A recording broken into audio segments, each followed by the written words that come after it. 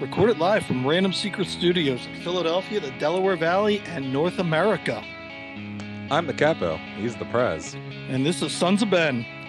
The Pod. Well, Adam, Devin, welcome back to Sons of Ben the Pod. This is episode 29, and depending on your age, it's either episode John Kruk or Raul Ibanez. Raul. Do you know Raul Ibanez was my neighbor?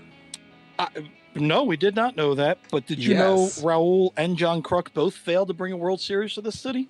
Oh, man, no. Don't talk. That 2009 team was easily my favorite. Man, we had Pedro Martinez on that team. Like, I can't. Like, that was my low-key. Like, I love the 08 team, but I think I love the 09 team more than the 08 team. If either one of those guys would have brought a World Series, it would have been their episode, but they get to share it this year. Now, guys, speaking of this episode, this is the episode we are fondly referring to retirees and rookies. And joining us for the entire episode is, I'm going to say, Union legend, Mike LaHood. Mike, welcome on board. Thanks for coming on. Hey, guys. Thanks for having me. We're going to go through a couple things. We'll let everybody know at the end of this. We've got your homegrown player, new signing, a brief interview with Nathan Harriel. And so, like I said, this is retirees and rookies. There's some good stuff in here, so thanks for jumping on. Everybody remember, Beer of the Pod, Yards, 2SP, the Larimer. We're all drinking them now, so you should be too. And real quick, speaking of the Larimer, so viewing party this Thursday. Apparently we got a game, guys. So the Larimer will be having a viewing party, and we're hoping for big things. Devin, you're going to be there, I think? I'll be there. I'll be there. We're waiting on Adam to see if he decides if he's going to grace us with his presence at the Larimer for the viewing party. Maybe I'll keep it a surprise. There you go. You know, that's a tease to get the people in the building. Maybe there'll be an Adam Booth sighting. You mean outside the building, because it's only outdoor dining and right now during the pandemic. Wash your hands, everybody. Yeah. Real quick, Drunken Union Zoom meeting again this Friday evening. I'm trying not to be distracted because these two clowns are watching the Flyers game, and I can see it in the video, and they're all excited. No, they just got the dub, so we're moving on. Breaking live. Drunken Union Zoom. Mike, we've never bothered you for this. Maybe we will, especially after the win. But during the pandemic, we've had some fellow SOBs and other Union fans doing a happy hour. It starts at 7:30 East Coast time and goes well into it. And we've had the coach on. We've had Alexi Lalas was on that thing. Jonathan Tannenwald from the Inquirer holds court. So it's something, maybe we'll send you the link for that this week just so you can experience that. And Devin, this is your time to shine. Tell us about that SOB Discord. SOB Discord. The bane of my existence. This is Matt has come to love and both hate the Discord, but now it's been going strong in there. We had a great little viewing party ourselves in there for the game. It's a lot of fun in there watching the game with a bunch of other Union fans, and then just during the week having discussions in there. So make sure you go on down to the Twitter, pinned right on top of the podcast Twitter. You can get the invite link there and have some fun. All right, now to the fun stuff. Our guest, a native Sierra Leone, alumni of Wake Forest, a first-round pick, number 9 overall in the MLS Super Draft, back when there was an MLS Super Draft, picked by Chivas. Now, Mike, were you teammates with one Jim Curtin? Oh, man. I definitely was teammates with one Jim Curtin at the greatest show on earth, Chivas USA. Which we, as Union fans, really thought we were following that footpath plan for a while. So we're happy we got off that blueprint. And then you came to our Philadelphia Union 2012, where one Mr. Peter Novak traded some guy named Danny Califf for you. Yeah. And that was a start to a beautiful career with us after being traded for one of the fan favorites. And we're all of a sudden, who's this guy? So how was that as a welcome to Philadelphia? Well, it was the equivalent. I don't even think Amazon was around then. It was the equivalent of being Amazon to someone's front door and then being like, wait a second, we got who? Like, what package came through here? Did I drunk shop last night? Yeah. No, it was surreal. I'd never been traded before. With Chivas, it literally was the wild, wild west. It was the greatest show on someone else's turf because the team was leasing the stadium from the Galaxy. And I get a call or a knock on or a tap on the shoulder. I feel like it was Hard Knocks. And they say, hey, bring your playbook. Coach wants to see you. And ironically, I just finished watching the latest season of Hard Knocks. And I got, hey, coach wants to see you. And I'm like, where am I going? Who am I going to? And so they tell me I'm going to Philly. I leave LA. I leave a stadium. At the time, it was the Home Depot Center. And I get a phone call from a Philadelphia area code as Peter Novak. And at the time, all I remember, it sounded like Darth Vader called me, pretty much. He did. And, I'm grateful Peter brought me to Philadelphia because it brought in the next chapter of my career, and we get to do this. But it literally felt like Darth Vader. So I felt like saying, hey, Darth, what's up? And he said, hey, how fast can you get to Philadelphia? And I was like, maybe probably the next 3 days. Definitely after the next game we play, which is Dallas. He goes, great. I got you on a flight 2 hours from now. So I was like, wait, what?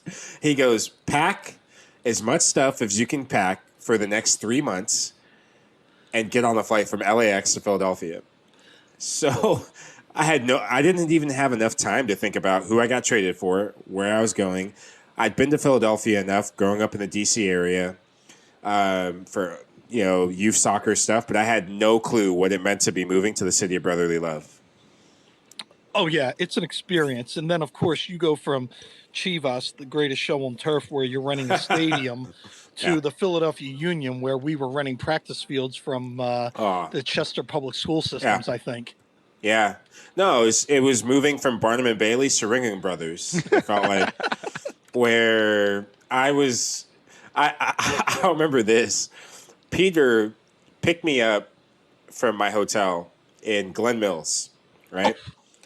Glen Mills. Nice. And everything happened so quickly where I remember telling my family saying, hey, they called, asked how I was feeling, the shock of everything. It was very emotional for me.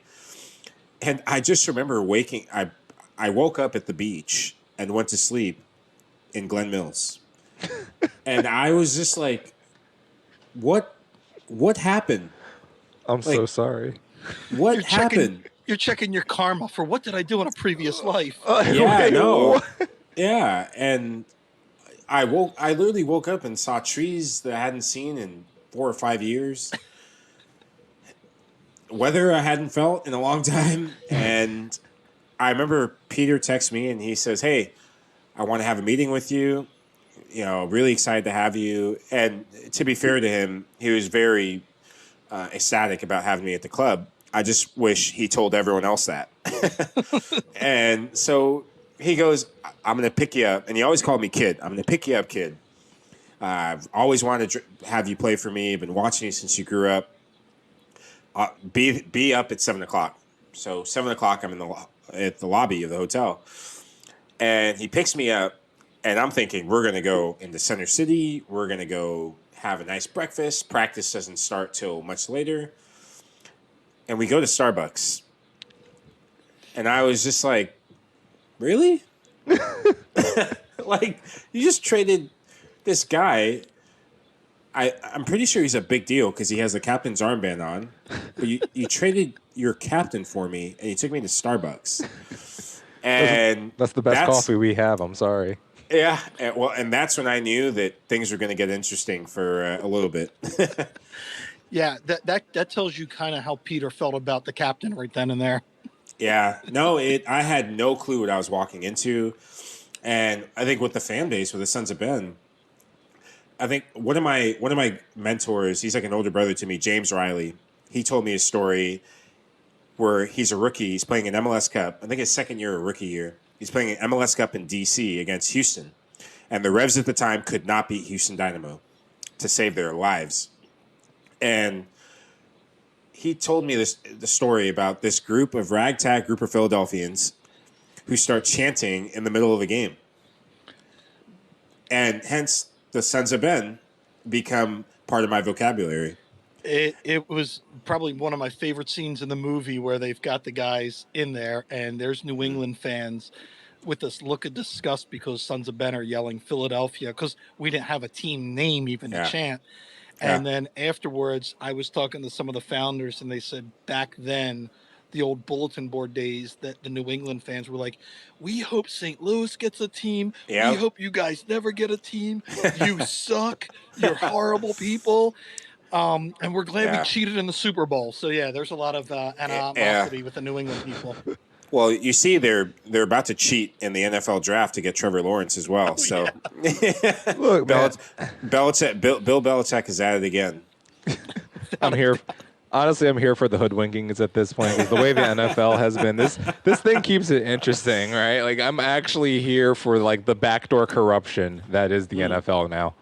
Well, I feel like, in sports in general, it's all hands on deck. I mean, you see in MLS, Atlanta United fired their coach. Yeah. So, and he only won 2 cups for them. yeah, that's not a big deal. Man, no one gives a damn about the Capone's Cup. Like, come on now. Let's be real about that. Like, that's cool and all, but, like, come on. If Jim Curtin won the U.S. Open Cup against, let's say, Houston, I would have built him a statue out of macaroni and cheese. No, So but I mean, don't, like, for Atlanta standards, I mean, like, for, like, us, I would love the Capone's Cup in a heartbeat, but I'm just saying for Atlanta standards, that's beneath them, For the 6 minutes Atlanta's been around, they expect to win every year. Yeah. They can suck it. Yeah. LAFC has that weird mentality, too, which is they're just like, we're I mean, like, they're at least supposed to get deep into tournaments. Maybe not win them, but they're just like, we're going to participate. There is only one good thing about the LAFC fans, the 3252-617, the number of guys. I love 867-5309. They're good. I like them. The guy, they're great because we meet them every year at the Independent Supporters Council. But the best thing about them, because they're puffing their chest out because they're LAFC, Will Farrell, all this garbage. But the best thing we can always say is like, weren't you Chivas? And then they're like, okay, you're right, we are. Like, so at least they understand, like, yeah, we know where you're coming from, so they can be humble. Yeah. Where the Atlanta fans, they don't know humility yet. Matt, do you want to know the only research I did for the podcast today?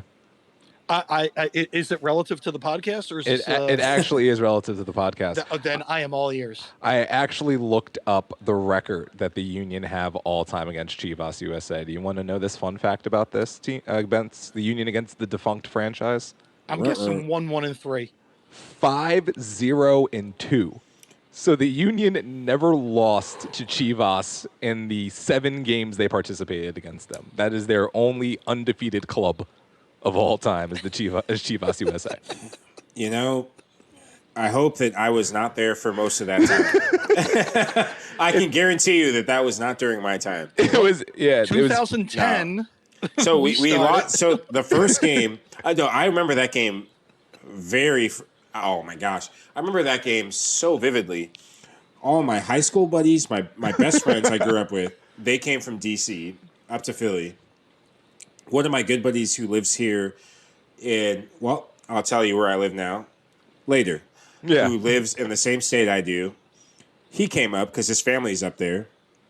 And his whole family came. My parents. And so it was a pseudo Mid-Atlantic homecoming for me. And we were down 3-0 at halftime. And I just remember one of my teammates, Paulo Nagamura, and I think Jim had already retired, but Paulo Nagamura is 3-0, and it's dead quiet. We were already, like, thinking about the flight back to L.A. and where we're going to go for dinner at the beach and And I just remember Paulo was just stewing. He wanted to kill someone. And I remember I felt like I asked him the dumbest question. It was so dumb I don't even remember what it was. And Paulo literally looked at me and he picked up a chair and threw it against the locker. And he just went berserk. And he was kicking stuff and throwing stuff and saying words that we can't say on this podcast. Oh, you can. No, you The Sons actually of Ben could. podcast. You can. Oh man, We have no sponsors. MFers, someone's mom killed this person, that person. And so he was like, got us all riled up. Like, we're not going to go down. F this, F that, F the ref, F their mothers, F your mother, F your dad, F your grandpa. And I remember getting on the field and a guy that I look up to now, especially retiring and going in the same industry as him.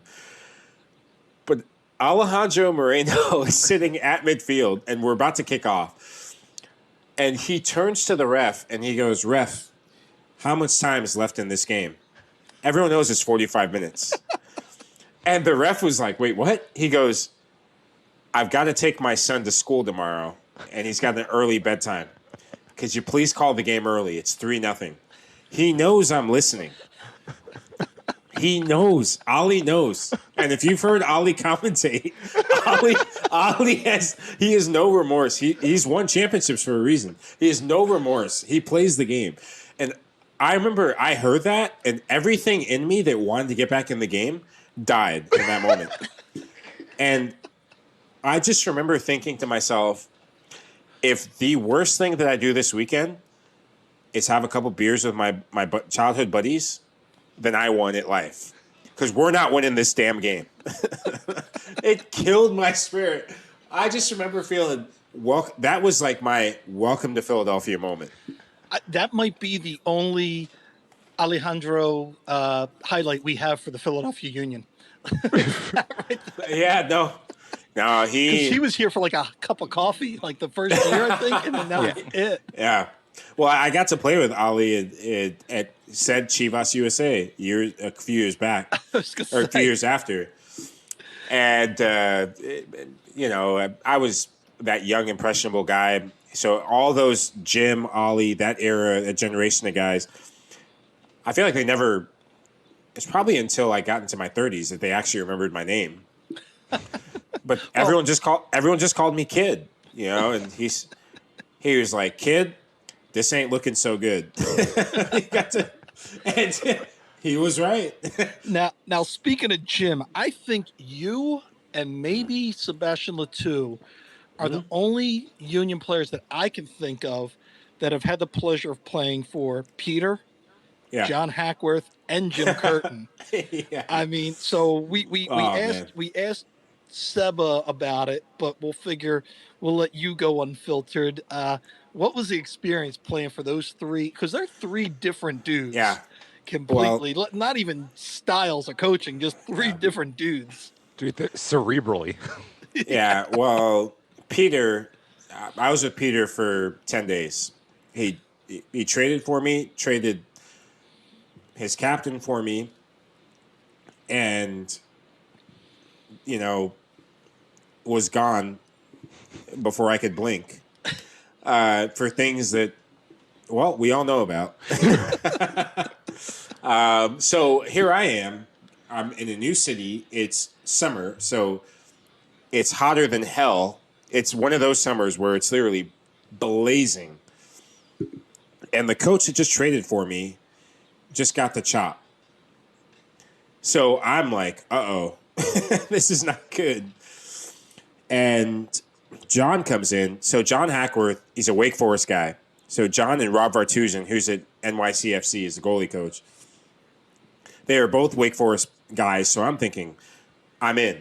This is great. The job couldn't have fallen to two better guys. I know their pedigree. We speak the same language. Hashtag go Deeks. You never know. Wake Forest might become a sponsor. You And never know. Bring on the Demon Deacons. Yeah. I'm here for this. Yeah.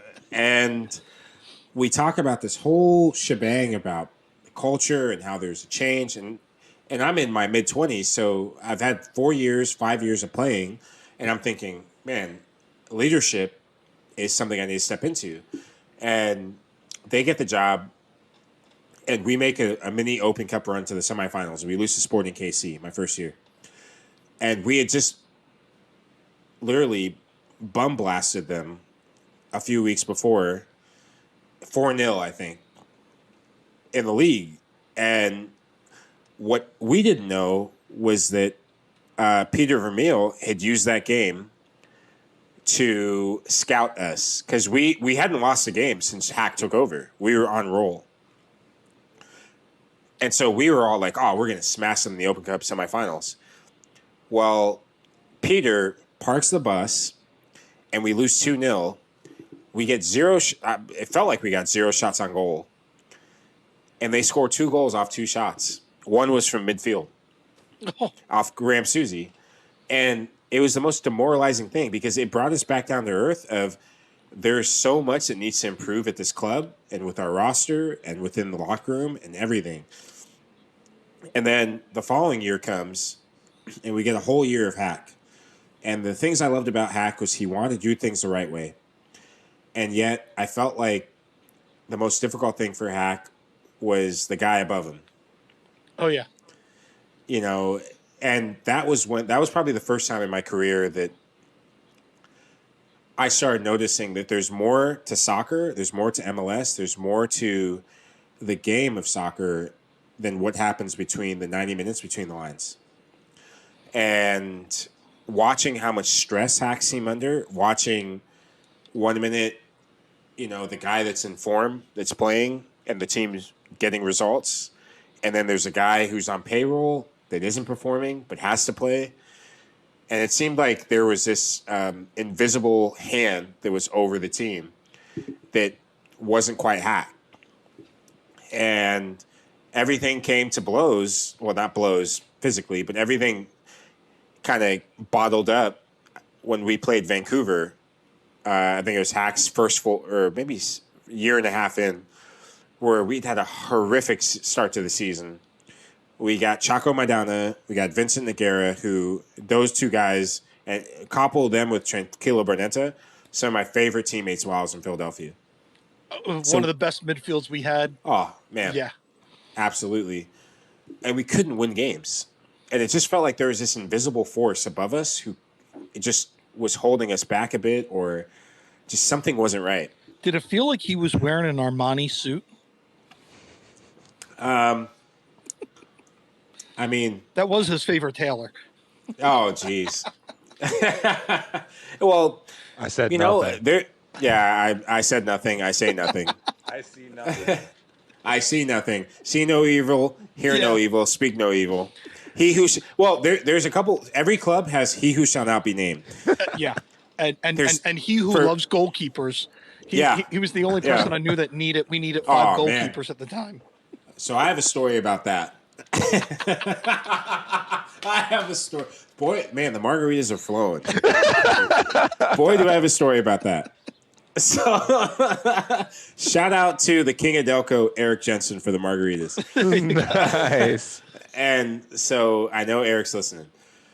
So we get to Kansas City, and we get this new goalkeeper.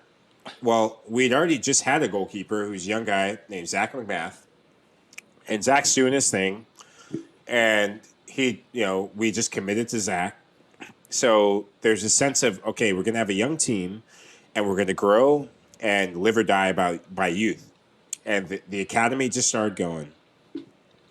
And we get to Kansas City, and we have this other guy who shall not be named, but we'll name him Rais Mboli, who comes through the doors.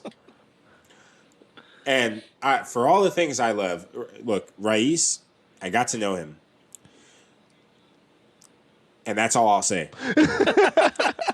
No, I always like to give a positive about someone. The coolest thing I ever saw Rais do, Brandon Kaminsky, sorry. Rais came back from the African Cup of Nations, his last and final year with the club. And, in Africa, money grows on trees, and money just shows up. So he just gotten his bonus. Algeria did really well. And he had his Philadelphia Union pants, and Brandon Kaminsky was doing laundry, because I think he was the assistant, or maybe it was his first year. I think he was the assistant at the time. And I was hanging with Brandon, and Brandon goes, "Holy crap, this is a lot of money." And I was like, what do you mean? He goes, Raiz literally just left thousands of dollars cash in his Union pants pockets, and he flew from Africa here and handed him his bag of laundry and says, do my laundry. And I'm like, my mind's thinking, well, how much? I'll count. Yeah. And Brandon, I love B. B's the most honest guy I've ever met. So B was like, nah, I can't do that to him. Does his laundry, counts the money, calls Raiz and goes, hey, Raiz, do you know you have thousands of dollars cash in your pants pocket? And Raiz comes down and he goes, oh, yeah, my bad. Gives B a few $1,000 cash and said, you know what? You could have taken all the money, but you didn't. Here you go. And Brandon, that's Brandon- how Reyes and Boli would launder money. Well, It literally got laundered. That's fantastic. Brandon literally turns red, and he's just like, "Do I take?" I'm like, "Do you take? If you don't take it, I'll take it." Right? It's like, sir, if you have something else to do with that money, And I'll take I it. thought, you know what? There's something for as crazy as this guy is. There's something that he understands and gets. Well, fast forward to when we play Sporting KC, end of April. We're winning 2-1, and backpedal a little bit to that. I'll never forget. Raiz was short of confidence. So the highest paid goalkeeper in MLS, that Voldemort, he who shall not be named, paid for, lost all his confidence. And I remember Dom Dwyer scores on like a awful goal, goalkeeper error, and the camera Alexi is calling the game. And I remember looking back at the game and thinking, "Oh, Alexi knows something that no one else doesn't. That this guy is crapping his pants." And I remember we get in the locker room at halftime.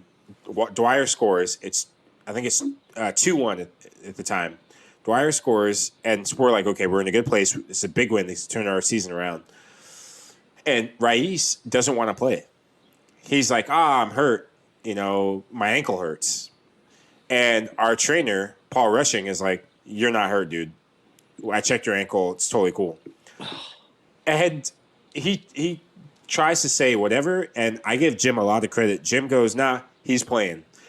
Because I think that was a game that Jim knew that you find out what type of guys you have based on the guys that want to be there when things aren't good. And Raiz tried to quit on us. And Alexi called him out on national TV. I'll never forget that. Where Alexi goes, this guy's faking an injury. And yeah, when you're playing, you don't realize it. You don't know what's going on. But Alexi called him on national TV, and my stance is good for him, man. Because for me, with a club like Philadelphia Union, with a city like Philadelphia, Philly is a blue collar, roll your sleeves up, work your buns off, and just give the best you have on that day, and it better be a win. No.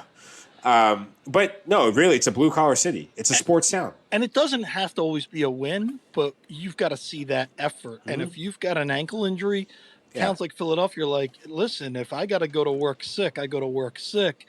You got an ankle injury, we want to see you limp out there and give it your all. And then you've got love and respect for Everett. It's like we said, we had Seba on, and it was one of the things, people in Philadelphia love Seba because he constantly ran. Where most forwards, they stop at the 50 and they're like, "Yep, I'm done. I'm going to take a breather and then go." So Seba's always going to be loved here because he always let it out on the field.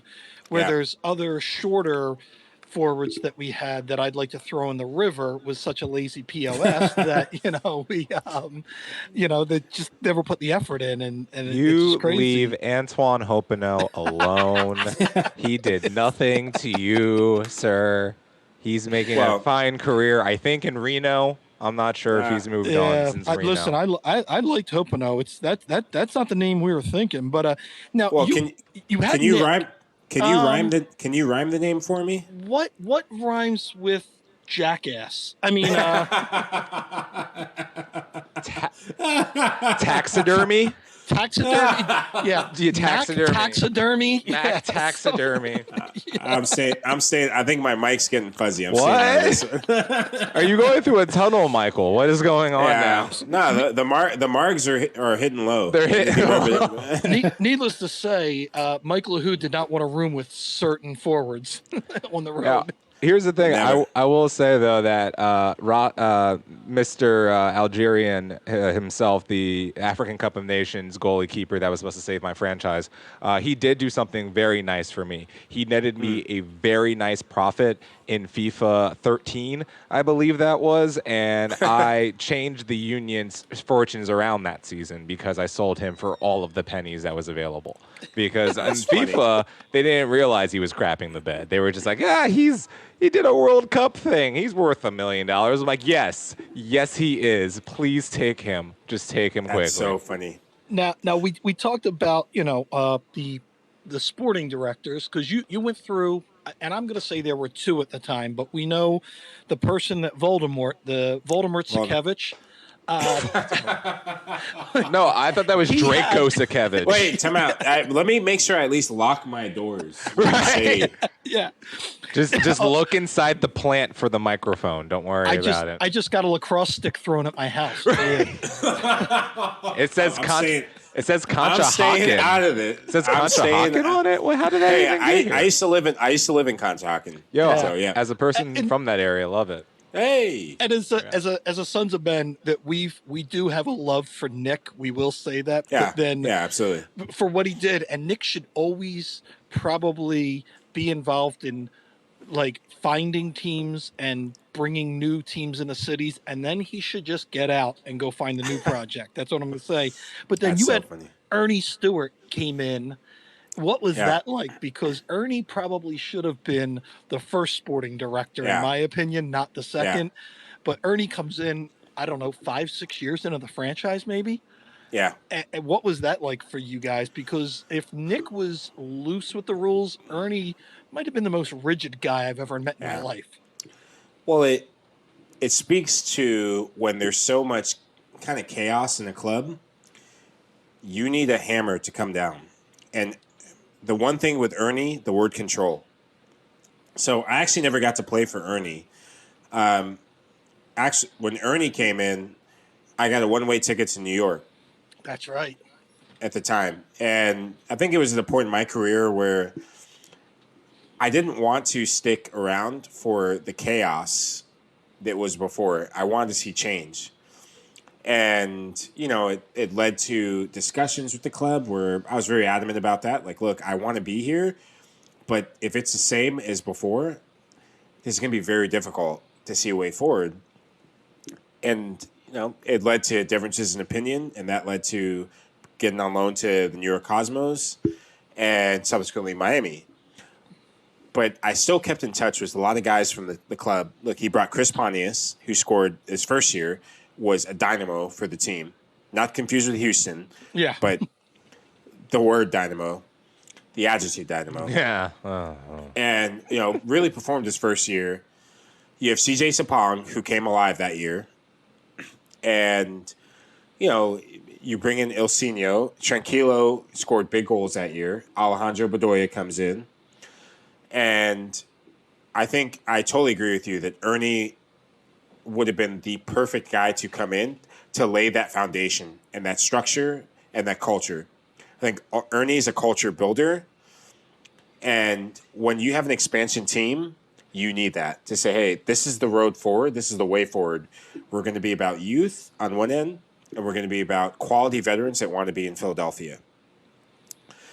And, obviously we've seen where Ernie's turned and pivoted to the national team. But at some point, you have to let the players play the game. And I think, credit to Jim for being able to do the best he could and make the playoffs, obviously, but do the best he could with the constant transitioning pieces and changing pieces that were from Nick to Ernie. And I think Jim is literally the right man for the job. He's from Philadelphia, so it means more to him that this club succeeds. And more than anything, he survived 3 different sporting directors. So he's got durability. And Jim is a player's coach.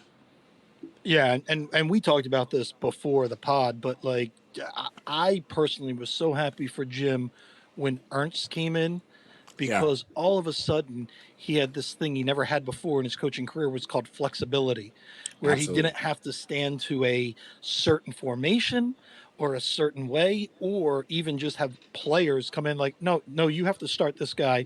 No, this guy, we're paying him good money in Philadelphia Union world. You have to play this guy. So for when Ernst came in, and we honestly thought when Ernst came in, we're like, Jim's got a year and that's it. And Ernst is going to bring some guy from, the German second division, some young coach in, and he really opened it up for Jim. And knock on wood, it's been exciting like 2.5, 3 years for Union fans. And that's something I wanted to bring in because I said to you like.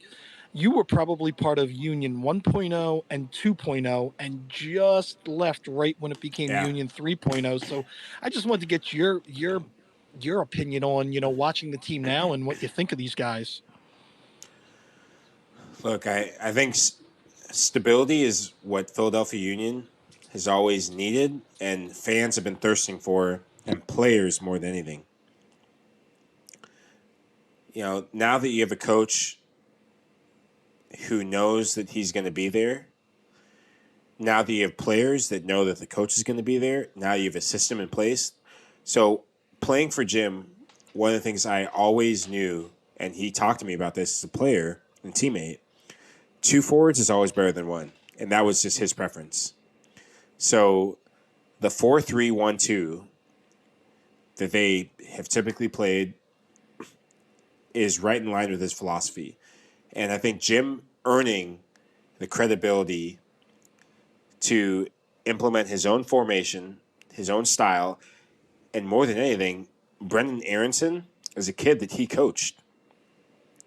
So the identity of the team that he's building is embodied with a kid like Aronson. And it's just I feel like it's a coming of age for the club. The fact that before COVID they went to LAFC and got a 3-3 result is a massive statement. And the way they did it, massive statement to the league, but more so to themselves. And I think the guys are unified in a way that I haven't seen a Philadelphia Union team unified consistently through this tournament. And it's all to play for. I think they what struck me in watching the group stages in particular is this team can win any different way. If it's a possession style game, they can win. If it's a counterattack game, that's their bread and butter. If it's a scrappy game, they have the scrappers. Ray Gaddis. Well, I call him Ray Boom Boom Gaddis. Everyone calls him the Pastor Gaddis, but Ray and Boom Boom Gaddis. Don't get it twisted. He will scrap. I think Alejandro Bedoya, he embodies that Philadelphia spirit. He's a fighter. But, man, give the kid the ball. Brendan Aronson. I've been really impressed with him. And, Shabilko and Pedro Santos, whatever Fogo de Chao is feeding Pedro Santos, feed him more. Yeah. Because if he can score goals like that, dance all day, big fella. Like, eat Fogo and dance all day. Now, I have one question that is a little bit off script because, I read the script. like I read that thing. But, so I have this only because you had this unique experience. You were down in Miami recently in the last couple of years, and you experienced the soccer culture down there where they have, at the moment, technically 3 clubs basically in the greater Miami area at the moment, but like you were on the primary club until entered the fray. And I have to ask, especially after they've gone over to start their career, they had the worst introduction to MLS ever. Do you think Miami's actually going to embrace that team? Miami is a difficult market, man. It's you're straddled between Miami proper and Fort Lauderdale. Yeah. And so if you're up in Fort Lauderdale, people in Miami don't embrace you. Yeah. If you're in Miami, people in Fort Lauderdale kind of embrace you, but only if you win. And, COVID and not playing that first official game at their new stadium, I think it's been a hindrance to them in 2020. But at the end of the day, it's an expansion team. They've had a lot of difficulties in getting to this point. So if I'm Inter Miami, you celebrate the fact that, hey guys, we did it. We're an MLS team. Let's get the hell to 2021 as fast as we can. Get in the Batmobile and get the hell to the finish line in 2021. You know what? If Bex wants to pop champagne with me, Bex, you got my number on speed dial. And if you don't, holler at your boy in the DMs. But nah, with Inter Miami, I think the biggest victory for them has been get the team going, make it official, get it out there. And then 2020. 2021 is now we can build and create an identity and engage the Florida market. Right now, Florida is not the place to be because of COVID. Like, let's be honest. Especially Miami, because people don't believe in wearing face masks. Like, Well, not cool. Apparently, an entire baseball team doesn't as Yeah, either. there's a baseball team that doesn't like to do that. But no, I mean, you brought it up where, team looked good on Saturday night. Well, I'm going to say I don't know if they looked good. They won. They got Efficient. the result. I Yeah. would rather win ugly than Yeah. lose pretty. So they definitely did something. So I thought it was a big win, of course, and we've got a little Kansas City action coming up on Thursday. So Yeah. any impressions on those old heads that play for Kansas City and what we can expect? So historically, Philadelphia Union has always showed up against Sporting KC, and I do not expect that to change. I think because of the culture that Peter Vermees sets for Sporting KC is going to be a battle, and they've changed their ways a bit. Graham Susie's now a right back. Matt Beasler, is doing his thing. Roger Espinoza, gosh, I miss battles with Roger, but I actually don't. I think I won those battles, by the way. But I think because of the way Jim has set up his teams, that is a coach and an organization that Jim gets up for in terms of the games and scheduling. I think if you look at the data, I might be wrong, but if you look at the stats, the Union have always showed up well in getting a result against Sporting KC. And I think Peter will have that in the back of his mind. When Sporting KC has been the aggressor, the Union have always, I feel like they've always rose to the occasion and gotten the result. When Sporting KC sits back in their bunker, then it's always been difficult. So, I couldn't have asked for a better.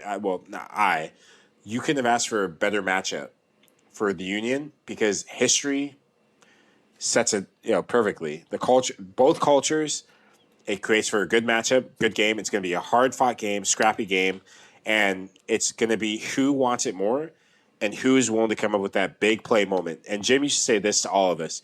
He said a game for sport against Sporting KC is going to be down to someone who's going to come up with the big play on the defensive end in the box. It's all about the game of two boxes.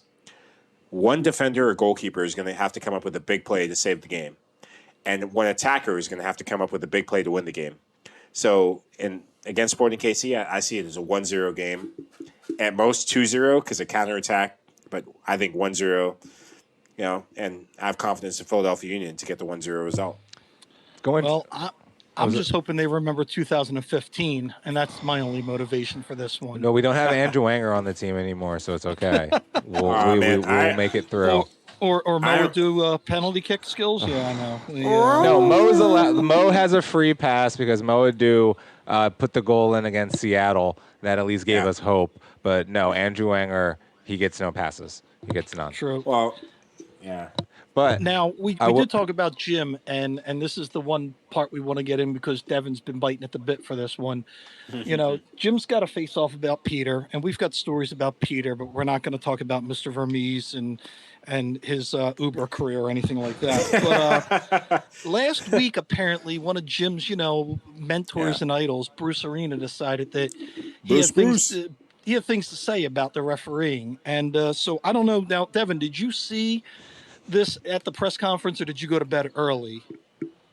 I was in bed for this one. So one of the reporters just went to ask Jim because apparently Bruce was going on a tirade as Jim was going to shake his hand and then had to walk away because Bruce. So the reporter goes, Jim, could you understand what anything that Bruce was saying? And this is the quote from Jim Curtin on Bruce Arena's tirade. He goes, "I'm not sure what he was crying about, but I said, Jesus, Bruce, if you attacked a salad the way you're attacking the refs, maybe you wouldn't be such a fat ass. Salad, Bruce, give it a try." So that was from Jim Curtin. So that's the Jim Curtin quote of the week. See, Matt, that's what happens when you actually set it up properly. That's Yeah, a great. When you actually set the bit up properly, it's a good bit. That's the Jim Curtin we love right here. Just letting Bruce know he needs a salad. Look. So Jim Curtin can be a dietitian after this. Do you like? I mean, you might get sued by Key and Peele, but I do love your Luther skit level translations that you're giving Jim That's Curtin awesome. for all of his quotes. I do love that. But no, Matt might So- have to be the aggressive Jim Curtin now. Like, You That's might need so to- funny. I want to be the so, speechwriter for Jim. So I have a Bruce story. no. Oh, I yeah. can't wait. So my rookie year, we're at Chivas, and ironically, I was actually supposed to get drafted by the Galaxy. So Bruce calls me and says, "Hey, do you want to come to Galaxy?" I'm like, "Yeah, I think so." But I'm not sure, Bruce. I think so. And then he trades for Dima Kovalenko the next day, so I go to Chivas. So I knew I was going to LA, just didn't know which team. So I get to LA and we share a gym. And Bruce Arena, 2002, in my generation, in my era, that was the year that changed. It made me believe that I could be a professional soccer player, watching the U.S. national team make it to the quarterfinals. And who's the coach? Bruce. And so I'm thinking, oh, man, this guy, growing up in the D.C. area, UVA, all he did, D.C. United, MLS Cups, like, this guy's a legend, icon. And I get into the Home Depot Center in LA. Jim's there with me. Jim, Ante Razov, Jesse Marsh, that whole Chicago, Zach Thornton, that's Chicago Fire, like, entourage, who are all coaches or whatnot now. And I'll never forget, I forgot who, I think it was Zach or Jesse or someone that was like, that's why I call him Bruce. They were like, oh yeah, there's your guy, Bruce right there. And I look over to my right, and Bruce, every time I would see Bruce, it pretty much set the stage for every other time I would see Bruce in the gym. He was on a beach ball doing crunches. And now, Bruce Arena is not Fabio from I Can't Believe It's Not Butter. Oh man. But that man was committed to doing crunches on a beach ball. And I was just like, man, this is the stuff that you cannot make up. One of the most iconic coaches in U.S. soccer history is doing crunches on a beach ball in the gym every day. Breathing out his, I won't say the word, but breathing out his left ear on a beach ball. Now, if you could have captured that on a camera phone, you probably would have made millions on just the Bruce Arena GIF. That probably would have been better than the Crying Jordan. Oh, man. Well, YouTube and all that stuff wasn't out yet, so. It was a simpler time. Yeah, it was a simpler time. Now, Devin, I know we've got some other news. Now, Adam, you wanted to talk about this early, and maybe we'll ask Mike, but we don't want him to implicate himself. But I know he's a big fan of chicken wings, just like Eric Jensen from the Drums and Flat. But Lou Williams from the NBA is in quarantine because he had to go to the Magic City Strip Club in Atlanta for wings. Adam, are the wings that good? Okay. Or Mike, are you allowed to say if these wings are that good? I mean, I personally have never been to a strip club. This is an admission that I'm willing to tell on my podcast. I personally never been to a strip club. It's not because I haven't wanted to. Just the moment has never arisen for any particular reason. And Philly's got two of them that are worth going to anyway. So I'm just not. I just haven't gotten around to it. Oh, I sure eventually I will. But I have family who lives in Atlanta, 80% of black people on the planet Earth. And my family in Atlanta have spoken upon Magic City and their cuisine before this incident. So I have heard of this mythical, really good strip club food. And like Lou Williams to me, like he's a grown man. Like he's not a kid anymore. Like this man is like like he's in his mid-30s at least. So like Lou Williams has gone through enough life where I think he's making sensible decisions, where he's really not showing up at a strip club just to go see booty right before he goes back into the bubble. I could understand why he would, because you're going into a bubble and that's like there ain't no booty in the bubble, specific allegedly. But I see the platter, I see the catfish, I see the wings, and I'm like, I get it.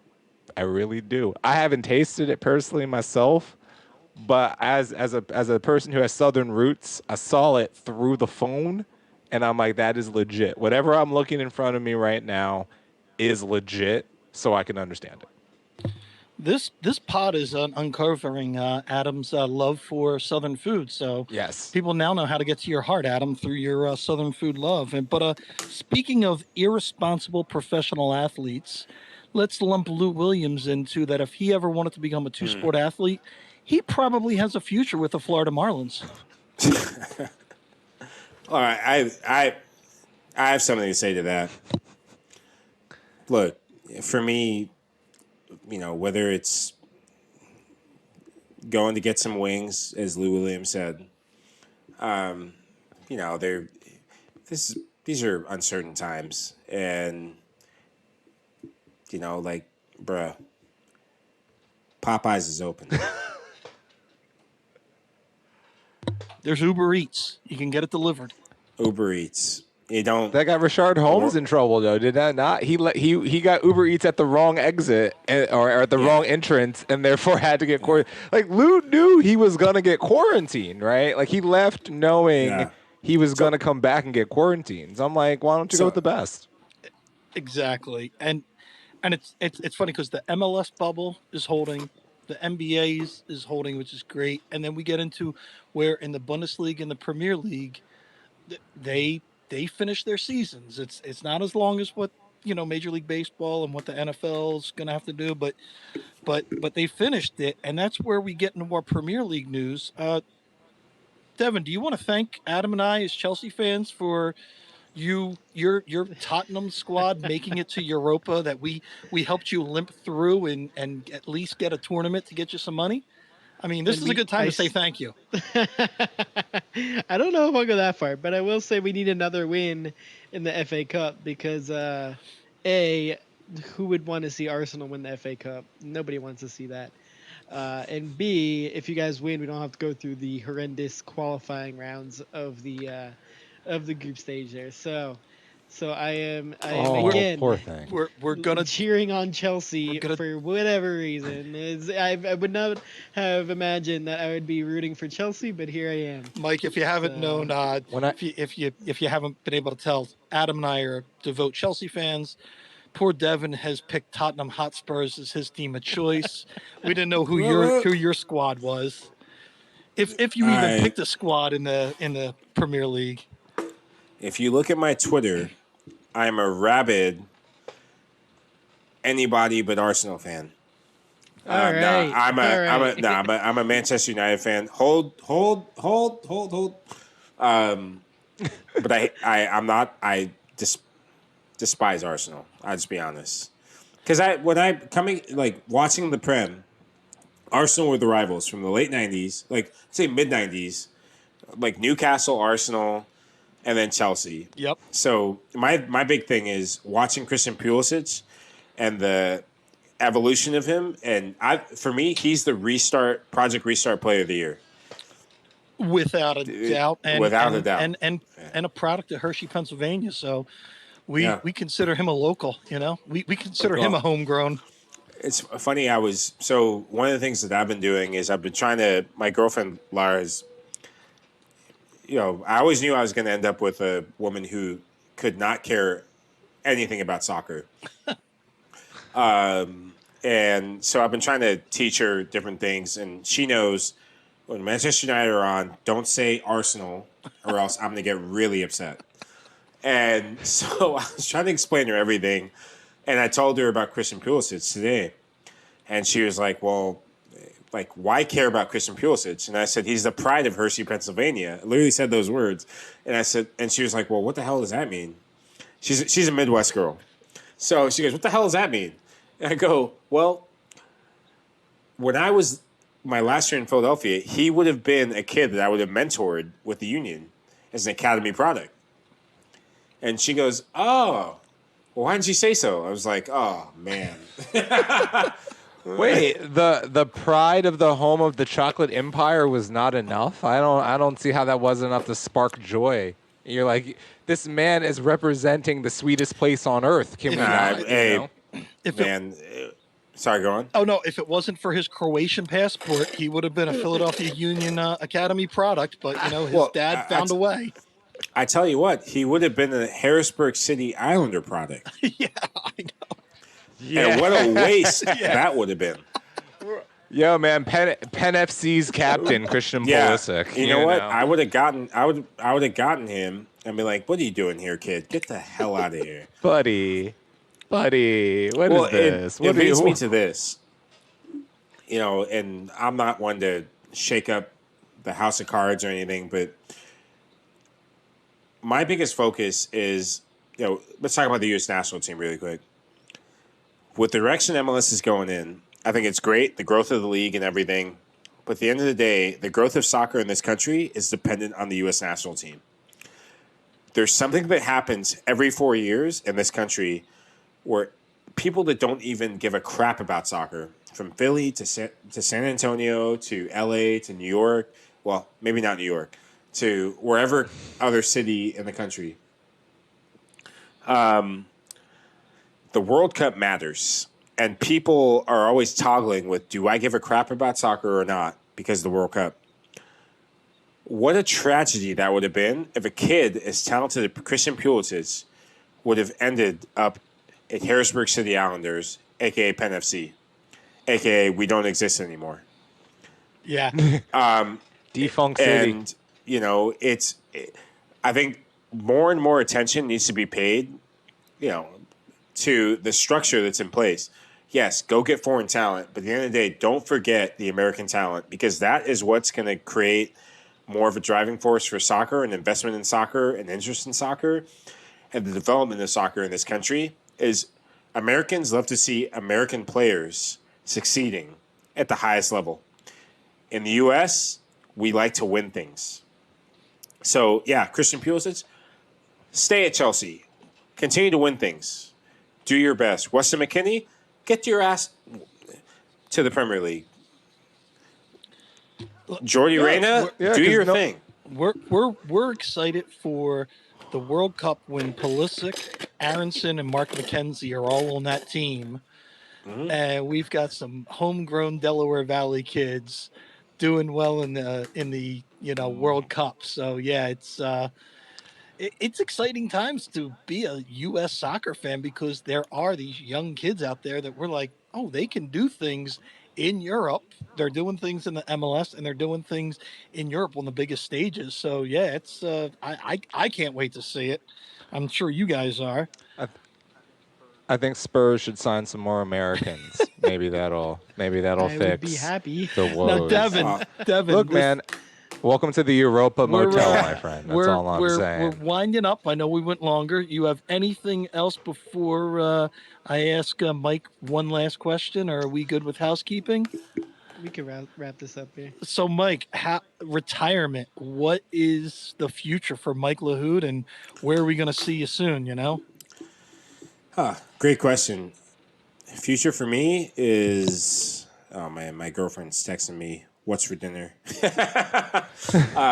Well, your immediate future is the following. my but yeah. wings. Well, not Wings. Lou. Not Lou. She just saw the Lou Williams thing, so she was like, "Are we having wings?" I'm like, Wing stop. I don't know if we're having wings. We're not talking about the same thing you're talking about. But no, immediate future is I'm going to go. Look, the game of soccer has given me everything. It saved my life coming from Sierra Leone, from a war-torn country. It gave me meaning. It gave me friends. It gave me everything. It gave me education. And with that education and all my experiences, I'm going to be transitioning into broadcasting and media and digital content creation. So things like this, thank you guys for having me on. I've never forgotten the teams I've played for and the cities that I've represented Philadelphia and even Cincinnati, those are the two teams in my time in MLS that they've given me everything. The fans, and I give a massive shout out to the Sons of Ben because that was the first organization that helped me open my eyes to the fact that I was always playing for something bigger than myself. And I have nothing but love for the Sons of Ben. I have nothing but love for the Union.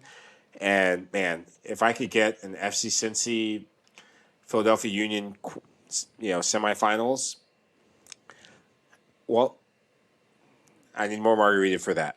So no, we will have that's you be the fair. special captain for the Union for that match. Don't worry.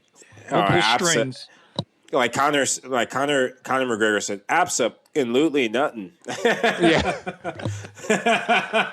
Yes, absolutely. Yes, we Mike, need that. We need Next that time tenfold. you come up, let us know. We want to go get some Yeah. margaritas with you. We'll even eat wings with Jensen, which is I Oh, think man. 4 or 5 shout outs to Eric Jensen today. So I think he owes us. But Yeah. He's climbing up the ladder of most spoken I person know, on the but- pod. Yeah, Just well, he's getting I was a lot going to of say Sean shout-outs. Brace, but Brace needs to call me back. Brace owes me a Brace, phone call too. he's- So trust Yeah. me, you're not alone on that one. He's only starting a radio station, Yeah. gentlemen. That's all. Yeah, don't worry. We'll conference call Brace together, Mike. We'll Yeah, we'll double team. him I'm on there that. with you. But yeah. no, so thank you again for coming on. It's been a true pleasure. And man, next time you're in Philly, Yeah. let us know. We're gonna hang out. Well, I'll definitely let you guys know. And I'm a big fan of IPAs, wings and things, and hoagies. Tony Luke's especially. So, holler at your boy. All right, Good to man. see Thanks ya. a lot. All right. Well, we wanted to thank our retiree Mike LaHood for being our special guest, and now we wanted to bring you the future of the Philadelphia Union, the homegrown signing. Nate, here you go, buddy. Here's your first interview with the Sons of Ben the Pod, one of many. Devin, roll that footage. Everybody, thanks for tuning in this wonderful episode that we are calling Retirees and Rookies. And on with us today, we've got the pleasure of having a new homegrown signing. Literally, we're talking, what, a week and a half maybe? So welcome, Nathan Harriel. Nate, thanks for coming on Sons of Ben the Pod. Thank you for having me. So we just want to get a little background because, the only background we have on you is either from the Union front office, from like Wikipedia, or Angry Orlando fans. So we just want to get a little background on you of how did you first get into soccer? How does a young man from outside the Tampa Bay area come to Philadelphia to play a little bit in the academy, and then, of course, give us all that scoop on signing with the team. Yeah. Yes, sir. Well, I'm from Oldsmar, Florida. It's like 20 minutes outside of Tampa, right on the water on the West Coast. I started playing soccer at the age of 4, and it was just as a thing for me to get outside the house because my mom said I annoyed her too much in the house. So they just put me outside to play some soccer because my dad's a football coach, and my brother's a baseball player. So there's no soccer in both families at all. I was the first one. So, and then ever since that, some club coach saw me at Clearwater Chargers. And he told my parents to just send me out to go to like a regular club practice just for fun. And then it just kind of took off from there. So you went to the Clearwater Chargers. Are there fields near Clearwater High School?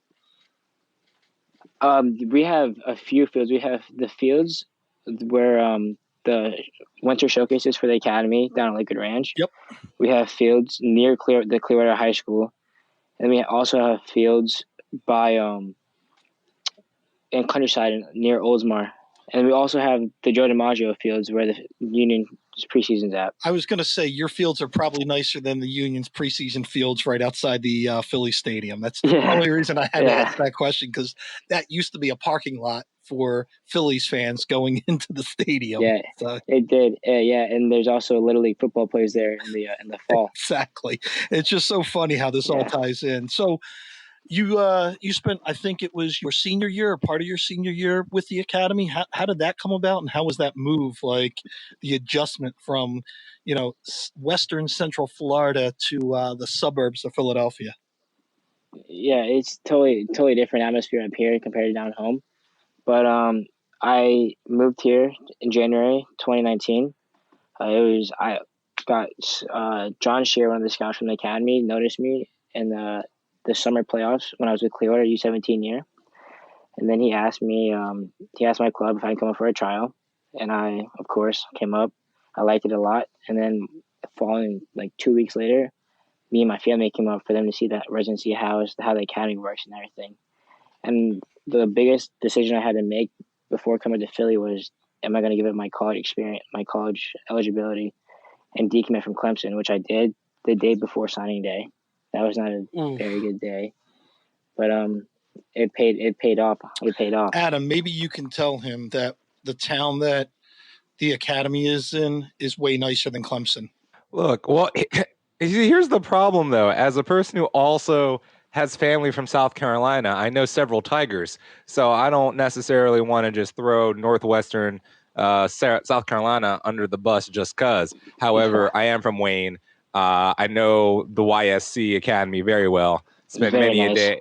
Spent many of my youth there when it was still Wayne Swim and Tennis. So I love it. Yeah, and I'm happy that that little area of basically King of Prussia / Wayne was a nice experience for you. So you get through the academy, and then let's take us, what is it, 2.5 weeks ago, maybe, when you signed with the union. Can you one, clarify my timeline, because you got to forgive me, during the pandemic every day feels like the morning feels like Monday, and every night feels like a Friday, so I don't even know what day it is right now. Yeah, no, the pandemic. I got my offer in the midst of the pandemic. I think it was in March, because I was in Mexico with the U23s with Brendan and Mark for the Olympic qualifying. I was there just as like one of their practice players, and Nice. that's when my agent emailed me saying they wanted to offer you. And then during the pandemic, the MLS was holding all offers, so there was no papers allowed to be signed. So then, right when the pandemic was finalized and everything, then I got my papers. I signed it. It was a remarkable day. Really exciting. Really exciting. Now, did Mark or Brendan have any advice for you when, since you were with them in Mexico? Did they have any input, or did they just kind of make you buy them dinner because of it? No. They're just like they just told me like when I come up there next year, I have to grind, have to work hard. Nothing's really given here. Everything's earned, and that's I'm the type of player that's gonna grind away, not just expecting it to happen. Now, can we tell everybody what position you play? Yeah, I play. I'm a right back. It's left back, sometimes center back, anywhere in the defensive line. Nice, Adam. No, what I was gonna say is I was just curious. Like, so are you down there in Orlando with the team at the moment? No, I'm with the USL team right now to get minutes and play games. So I'm up here with Union too. So, okay, so you're up here in Chester. So, yeah. As a person who is from the greater like I will say Central Florida. I mean, you're from Gulf Coast, but I would say basically Central Florida, if you will. Are you looking down at them and saying, yeah, it really sucks to play in 95 degrees with 100% humidity? Or are you just being like, come on, guys, you gotta suck this up, man? What these hydration breaks? What are these? Nah, it sucks. Summer in Florida in July is not fun. Even playing at night, it's still not fun. I see no difference. It's just hot as hell down there. It's hot. It's brutal. And it's funny because we actually saw you a week or two ago. I guess they had the USL side. You guys were practicing at night right before when the Union were playing in Orlando, and I'm like, I don't think there's any difference in the heat right now, just because we're going through the heat wave. So yeah, unfortunately we were all at the Larimer having beers. And we got to walk out to the field to watch you guys running. We're like, oh man. Yeah. So just what's it hot. like? Oh yeah, what's it like playing for the Union too now? It's fun, I mean, it's challenging because we're such a young group in USL where it's a bunch of grown men. In our division, we have Pittsburgh, who won the East last year. We have Red Bull, who's also very strong, Hartford and Loudoun. But it's just all good learning experiences for the group, for the young kids, developing talent. But it's fun, it's challenging, and you learn a lot of lessons playing these games. Now, how's the coach? Because there was a switch in coaches, and I think you did get some time with the Steel last year. Is that correct? Yeah, I got 23 games last year with the Steel. Okay.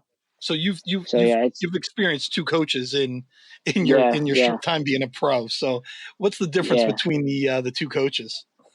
Different. It's a totally different approach. I would say this year's a little bit more intense than last year. I mean, both coaches were good, but just it was a little bit more intense this year. That's probably the biggest difference that I see. Gotcha. No, well, Adam, you got any more questions for this young man before we let him go? Well, no, I was just, going back to, because as a person who has semi-southern roots myself, I was just curious about it. The food, how much of an adjustment was that for you when you got up here? It was a big adjustment, back home. Yeah. I'm used to the southern type of food, Yeah. Maybe I would go to my grandparents' house and I would have the greens, the mashed potatoes, mac and cheese, the fried chicken, all that stuff. Compared to up here, it's like it just doesn't have that soul food South taste. No. That's probably the biggest difference that I see. No, it really does. And I've always thought, when I used to go down there, because the South has a really good soccer pedigree that a lot of people don't really talk about. There's a lot of a lot of great programs down there. But I always just thought to myself, man, how are y'all eating that food and then doing a soccer match? I can't. It's just different. It's the kids in the South, especially the Florida kids, are just, I don't know, we're just different. You have to be. There has to be a different metabolism there, because I'll eat a thing. I used to be able to do, when I was a kid, eat a nice little thing at McDonald's, and all right, I can play a good 85 minutes. Let's go. Yeah. But I eat anything close to that from Bojangles. I'm I gotta sit down, man. I'm not doing anything today after this. I can't. I got in all the soul food I missed during quarantine. I was down there for 5 months, so I got all my food in that I missed. Nice. That was it. That's all I need to know. I need to know how a Southern gentleman has changed his cuisine to the Northern side. That's all. Yeah, that it is an adjustment, but now that you're a pro, I think you got to lose the mac and cheese and the fried chicken and everything. That's only for the off season. You do. Yeah. Nate. Or the correct answer is, what you do is, after you make your true money, you open up a real soul food spot in Philadelphia and tell these people how to get down. Yeah, I have to. There's some spots in Delaware. Good spots in Delaware. Delaware likes to pretend it's the South every once in a while, so I understand that. Yeah. There's actually a couple spots in West Philly too, so we'll have to get you that info at some point. But sounds good. Nate, thank you so much for jumping on with us. We are looking forward to actually watching you with you two. I don't want to spread rumors, but rumors are that they might allow fans to watch you guys this year. So if that's the case, look for some of us in the stands it'd be nice to cheer you on, and we're looking forward to doing big things with Union 2 and the Union in the coming times. I think we need you to help out Mark a little bit and bail him out once in a while. Thank you guys for having me. Thank you for having me. Hey, before you close us out, Matt, where can the people find you, Nate? They can find my social media accounts. Yeah. Yes, sir. Just Instagram is Nathan Harrio, and Twitter is the same exact thing. Awesome. Awesome. Thanks a lot, man. We will talk to you. Thank you guys for having me. Yeah. Well, we wanted to thank Nate for that time with us, and that's it for everybody. So thanks, Matt. Yeah, Matt. You don't sit here and pretend. The people want the content. Don't know what you're talking about. People want the content.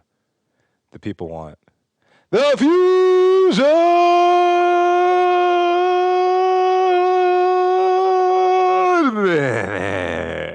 Ladies and gentlemen, we have fusion. We had fusion action. We actually had fusion action after a 2-week hiatus. The boys were back on the keyboards, and special this week, Matt. Did you actually watch this week? I woke up from a nap to watch that. Matt actually watched this week. Now, Matt, which day did you watch? Because it was a doubleheader that everyone noticed. Which day did you watch? I spent Sunday fun day, because Saturday we had important things to watch, real things to watch. So Sunday, I watched, and the only thing I noticed was the only decent commentator. Her smoke alarm went off in her house, and she had to leave, and we were stuck with these two nerds that I would like to crotch punch. The pride of Switzerland herself, Zoe, or Zobi on her Twitter, on her handle for Overwatch. Yeah, did actually have her fire alarm go off during the halftime show of the Union's trouncing of the Toronto Defiant 3-0 on Sunday. Now we will get to that, but the star of the show, which I guess Maddie didn't have the opportunity of watching this week, was. Yes, the Fusion always take us to 5 maps, but it's okay when it's a reverse sweep for the Fusion on a W. All right, the LA Gladiators came in off the top rope. They took them in 2 control maps, and let's be real. The Fusion have not had good times on control maps this year, all right? Especially in Nepal. The way that Nepal is set up, it doesn't really help guys like Carpe, who love to use, a Tracer on this map, may sometimes use a Widowmaker back in the day when she's in the meta, It is a constant barrier for him on some of these deflections. So when you have the opportune moment to seize the day, to seize the Carpe, that's what the Gladiators took, and they shut them down on maps 1 and 2. And the Fusion looked in disarray. A team that has only lost 2 maps or 2 games this entire year in the regular season looked to be on the ropes against a team that has only won 7. But then the reverse sweep came. The Hizu became the Hizu that we knew. Alarm became the rookie of the year that we see. And Carpe, in my opinion, solidified his spot in the MVP candidate for this season. They put together a master class on how to break down a team, 2 hybrid maps, and finally having 1 good map on Lingjiang Tower to nicely bow it off. And the celebration in the Fusion locker room, or what I like to say is the conference room in whatever hotel they're staying at right now, was as good as it got, because they knew what that meant for what they're trying to do this year. And yes, the Fusion have basically been in every miniature tournament that this league has had and have come up short. But they know that they are still good enough to win the ultimate prize, the main event. And this You're is what not they're working pumping me up towards. if they come up short in miniature stuff. Just a random thought, not pumping me up. Look, man, if the Union lose the U.S. Open Cup and win the MLS Cup final, how you feeling? Hey, I just want a cup. But I got to say, speaking of miniature, Funny Astro comes up small for me. I don't know. Not a fan. Not a fan of this guy. So let's move over to the Sunday matchup after I know this exhilarating 3-2 comeback victory has the blood going. The Fusion, how you going to do an encore? Well, let's just take Toronto behind the woodshed, why don't we? Legitimately one of the more dominating performances I've seen in a while, to the point where I thought they might even throw a Chipsa out here just to embarrass the children. But nah, they kept him in the holster. But Poco, everyone's favorite European, the Frenchman Poco, back on the strong tank maps, and he came in. He replaced Fury, who has had a great season so far, and it showed the depth for which this Fusion team is truly working with. They are just rotating humans in and out. And I gotta ask Devin, like, other than a psychological thing, what is the barrier that's stopping the Fusion from winning this whole thing right now? The barrier stopping them? Nothing. Absolutely nothing. This is Better Wi-Fi. No. Hold on. How about this? At least they're not the San Francisco Shock, where they're gonna having to suspend players. And I don't know if you saw any of that. I did. Look, Matt, if you don't believe Overwatch is real, let's talk about what is real now. San Francisco Shock players, they get suspended, my bro. Like, people getting in trouble, disciplined. Roger Goodell. Possibly, but I mean, the kids are definitely abusing the Adderall. I can definitely tell you that, but that's another story for another day. But Devin, why don't you give the people what they know in the news about what happens in San Francisco Shock? So, according to a message from the Shock general manager, one of their players, I'm assuming it said Violet, will be fined an undisclosed amount of money and is suspended from the team due to him saying on his personal stream, telling somebody to kill themselves, and also using other slurs in his personal stream, which is the most idiotic thing, if you ask me. I would like. It's not like this is somebody just like accidentally recording him saying something. This is like your personal stream. You're putting this content out there to everybody. You are a representation. And, like, why is that necessary? Yeah, You- like think a little bit before you speak. Like there, guy. some people would argue freedom of speech, which I actually believe this man might not be from one of those countries. But what is really fun about that is it's the fact that you have a moment where you're doing this for people to watch, and you are a player on one of the best teams in the world. Like the San Francisco Shock won the whole damn thing last year, and they're a good candidate to win the whole damn thing again this year. So it's not like, man, if you're on the Vancouver Titans, we might not even notice. But like the fact that you're in one of the prominent teams in the league, like what are you doing? Like what are you doing this for? It is so easy to not get in trouble, and it's so easy to get in trouble. I really believe that. Well, You this know. kid probably thinks he's the Lou Williams of, Lou Overwatch. Williams always knew he was going to be quarantined. Therefore, I don't mind him going to Magic City for the Wings. That's my point. He's still reckless, regardless. I ain't gonna say that, but if he's gonna be reckless anywhere, I'm happy it was at an establishment that he enjoyed. Lou, to I'm that going to degree. quote Adam's favorite Backstreet song, "Quit playing games with my health." It's fair enough. Matt, you didn't even talk about it. You saw map 3. What did you like? This is the first time you've actually like sat and like you texted me during. You said you have notes. Talk to us. What did Matt see in front of him? I'm going to talk to the layman out there because I honestly thought Overwatch was a glorified Call of Duty.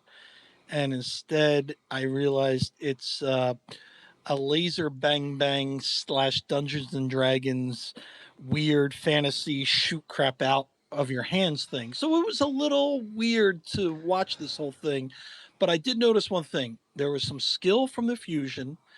There was some nowhere near any kind of skill from the announcers because they weren't watching the same screen that was on YouTube. And they were, I would rather have watched this with the guys trash talking each other than the announcers trying to glorify what was going on the screen. So Matthew brings probably the best point he's ever done in the Fusion Minute. What if we had natural sound Overwatch matches? As opposed to no commentary. Exactly. Just give me the guys call outs and Yes, stuff. like because give me here's the that. thing: these guys say a crap ton of shit when they're playing. Now, not all of it's in English. In fact, 98% of it's probably not in English. But it's just like the amount of just like chatter. What the announcers are saying aren't English. Like when you go into your recap and like they were doing a Carpe and a DM and a Fusion and a Health and they were on this map. Man, I don't understand it. if you know the Those lingo, dudes were even worse. I guarantee you they were making up stuff. no, here's the thing, and I'm real with you. I'm not gonna lie. The commentary hasn't been like great, but like I will give them the benefit of they're doing this from their kitchens, and usually 6 hours apart from where it's actually happening. Like these guys will be up at 4 a.m. in Los Angeles covering the Asian games happening in like Zhengzhou at that moment. So it's Are like, they getting a paycheck? oh yeah, they're totally getting paid. And they shouldn't suck. They suck. That's my theory. No, I And mean that's I'd like to crotch punch them too. look, that's Maybe fair. that would be a good video game. Like you get to crotch punch these guys. That would be good. Look, I want to see Matthew commentating on MLS from his kitchen and seeing how good that happens. We do it with every that. Tuesday night on this pod. Come on. No. How about I want start I want commentating a on this live video stream. game Play thing? by No, that's play. the next live stream. That's the next live when Jared sends out a link to do a live stream during a Union game. It is you and I doing commentary. Thursday No, night at the Larimer. Adam, I here's do it what we're all the doing. Here's what we're time. doing. Yes. We're gonna stream a game of Overwatch with me and Yes. you playing, and Matt's gonna have No, the here's the thing. commentator. And That's here, our but like next I'm down for that. Devin, we can make it even simpler. We can just pick any of the Fusions matches that are all archived on YouTube. Just Yeah. any of them at all, and No, just I be want like to see this you one. guys head to head. That I mean, like, what does that even Yep. mean when it's like a team-based It's not- game? Like, Come on, Yeah, it's not- Dad. it's not You don't wild. even know how it's played. Why don't you guys draft a team? Oh my God, yes. All Oh, right, here's the gosh, thing. we're gonna have to All find a right. team of Sons of Union Ben Twitter. guys. And now, Here we Devin, go. you know you have to make this an entirely different podcast now, right? Like, Whole, that's the whole only new way this works. whole new Discord thing for you, Devin. Yeah, By the end of this, we're gonna have enough fusion content for I a love whole it. nother No, podcast. I'm gonna love it. So you might have to make a second one, but like, no, we're gonna go call out all Fusion or all Overwatch players that are also on Union Twitter. I think we can get 12. You think we can get 12 people? I We've think we got can get 12 people. virgins, yes. I think we can find 12. Wow. Jeez, man. All right, let's wrap this thing man. up. Let's wrap it up I thought, on that. Come I on. thought you were. Wow. Okay. Come cool, on, man. I cool. gotta play the part, man. I'm Roddy. I'm Heel. Roddy Piper, buddy. Man, he is playing a great heel for the 5 people that still watch wrestling. He's playing a great heel. I appreciate this. No, so ultimately, but real quick, Matt, in all seriousness, what did you think about the experience? I could have had another 30 minutes of napping. That's fair. Honestly, that's fair. But honestly, because I know you're passionate about it, I wanted to witness it. And now I want to experience a little bit more. So now I'm all in on, I'm going to be the Grand Poobah commentator of you versus Team Devon in Overwatch. I want I can't that. wait for this. Yeah. I want that more than most And I things. think Willow needs to be my co-host. I want that more than most things on the planet Earth. I can't really stress that enough to you. But no, we'll make it happen. But yeah, sum up the Fusion Minute, guys. 2 W's this week. 2 W's this week. Fantastic. Great comeback win against LA. Beat LA is always a strategy this city lives by. And then another great win against Toronto. And you got 2 coming up before the countdown finals. And look, man, I believe this team wants to get that monkey off the back. They know that they can win a title. And just like a lot of teams in the city, man, Philadelphia is a results-based town, and they know it. Them being 17-2 means nothing. They want the hardware. So, support your team. Head up on the YouTube streams. And Matt, what's really going to be important is when you come, when we're all allowed to be people again and hang out and watch this stuff in person and be at the stadiums, you're going to feel the energy. You might not understand it, but you're going to feel it, and you're going to get it a little bit. You're going to it's like hockey, man. You can't watch it on TV. You got to be live. You got to feel it. I can't wait to be live to watch TV screens, and then me and Funny Astro can go get like a Pepsi or something together, because I don't think that kid's old enough to drink. No, he's old enough to drink, and he's from London, so he might drink you under the table. Oh, please. Yeah, man. Those Brits now. They drink it warm. Therefore, I trust anything. And this was your Fusion 20 seconds. Oh, no, this is 20 minutes. Y'all loved it. Sexy season.